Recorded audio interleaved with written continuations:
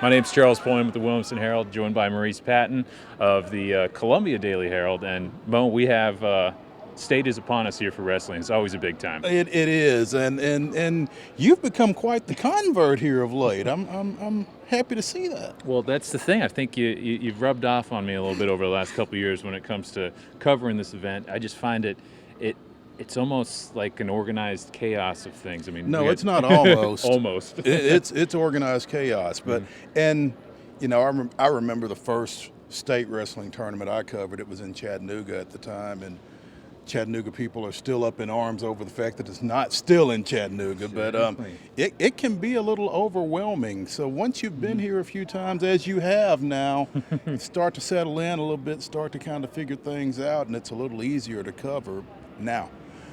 The flip side of that is you got so many folks involved. I mean, you're talking the girls, and you're talking Division II and the AAA, and obviously the AAA kids from Region 7 AAA. You got a lot of folks, and actually you can see just how many folks in print this week. That's the thing. Some of those numbers, we got nearly 900 wrestlers taking over the Williamson County Ag Expo Center here, 196 high schools represented across 4 divisions. It's just a huge event here, and you could see part of the chaos beginning here. Guys getting going a little bit here. We want to focus a little bit on the Williamson County guys here. Nearly 70 wrestlers competing at Williamson County. We got several big favorites too, several big names in Brentwood's Skylar Coffey, Franklin's Job Dooley. Those 2 guys lead the way right away. How do you feel about their chances? You hear about Skylar, and then you see Skylar, and I think a lot of people, when they see Skylar, it's just, I'm good. Yeah. He was the number 1 seed, obviously, in the region tournament this past weekend over at Cane Ridge. Basically walked through that. I don't know that he'll necessarily walk through this weekend, but I'd be shocked if he doesn't win this thing. Well, and that's his one loss this year, actually, to the defending Kentucky champion of Union County. And, that's a powerhouse school up there, multiple state championships in a row already. And that was at that Father Ryan tournament. Outside of that, I think he's gone the full distance just twice. And one of those guys is in AAA, and that's Wes Miller in Nolensville, who actually wants to actively volunteer to spar with this kid. Think of that. Well, one of the great sayings in this sport is iron sharpens iron.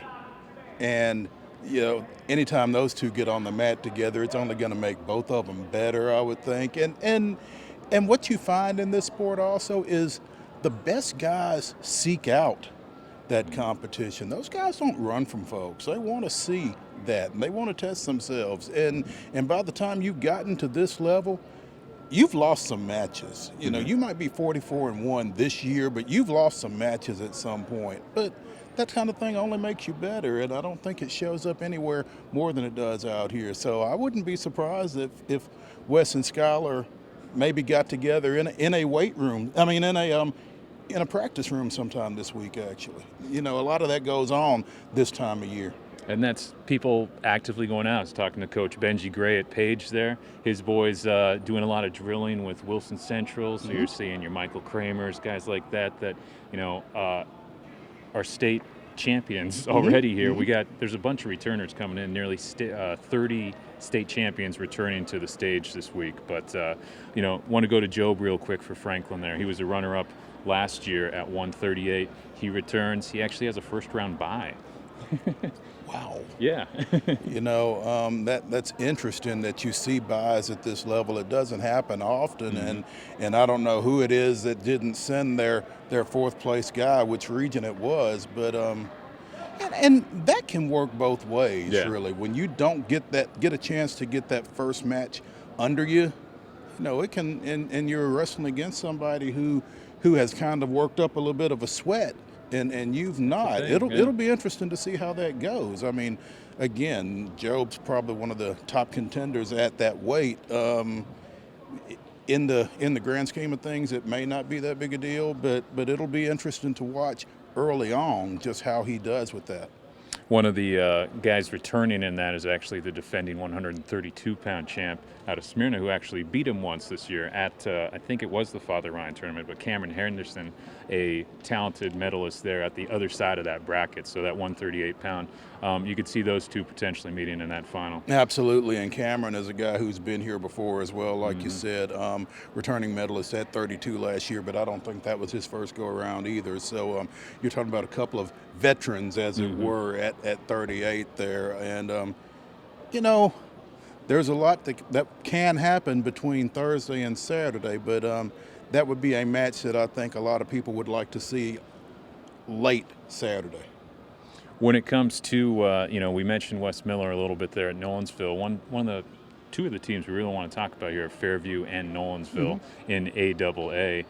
They're both bringing 10 wrestlers. They both have some programs that have been really stepping onto the state stage, both on the duels and with these kids and the individuals.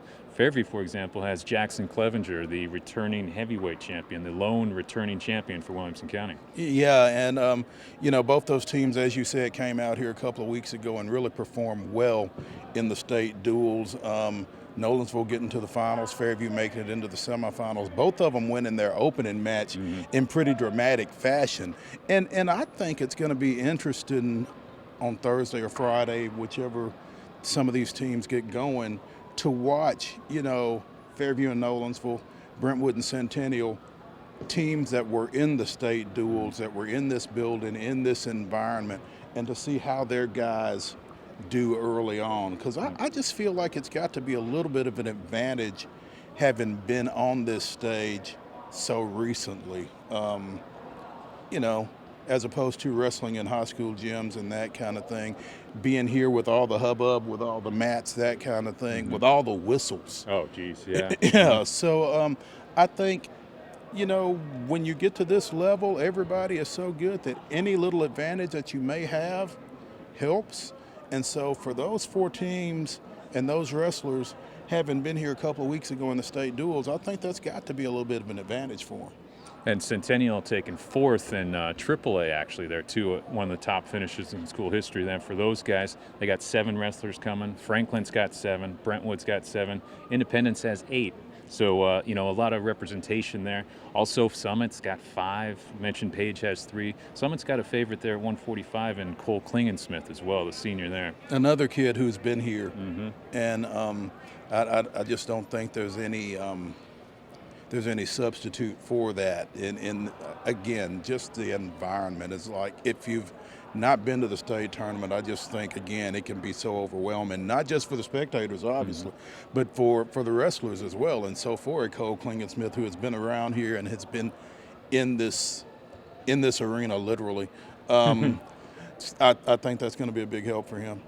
Cole, I watched him over the region duels. He was a 132-pound 5th place finisher last year, but he is a beast. He's like a mini Skylar Coffey of the lower weights. You think of it that way.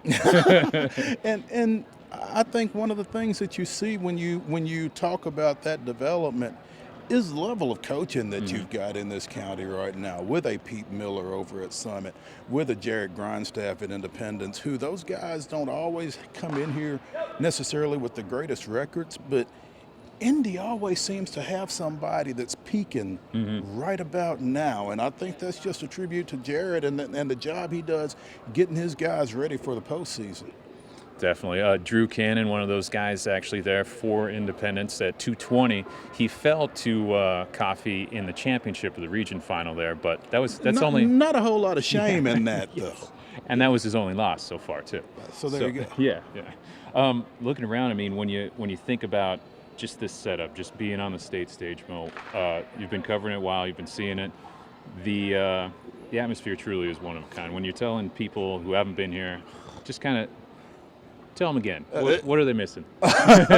You're missing one of the greatest state tournaments, one of the greatest state events that this state puts on at the high school level. I just think, bringing it to this building, because again, and Chattanooga did a great job with it. Obviously, they are the hub of high school wrestling in Tennessee, and they'll be the first to tell you. But I think the situation on the campus at UTC, in the building at UTC, was really kind of cramped. It's a little bit more spread out here. It's a little easier for the fans to keep up and watch, I think. And I just, they call it the Cow Palace, and they're not being complimentary when they do. And again, I'm a little biased. I'm a wrestling parent, I guess, but I just think this is one of the great events, high school-wise, in this state. And you talk about the location here again, the Ag Expo Center, seating for more than 4,000 people, hosts the Williamson County Fair every year. So this a nice setup here, and fortunate for us because it's right in our backyard as well. So I guess that helps. That does help. That definitely helps. Yeah. Well, when it comes to coverage, we'll be here camped out all week, Thursday, Friday, Saturday. Of course, Saturday will be our championships. Parade of Champions set up for 4 o'clock, I believe, on Saturday. And we're hoping to have a bunch of Williamson County kids there. Always a great event, though. Be sure to check this out and check out all the coverage on the Williamson Herald, on the Columbia Daily Herald. We got a lot of wrestling to come. Unfortunately, we won't be covering a whole lot of it since we don't have anybody in it. But they do. We'll see you out here.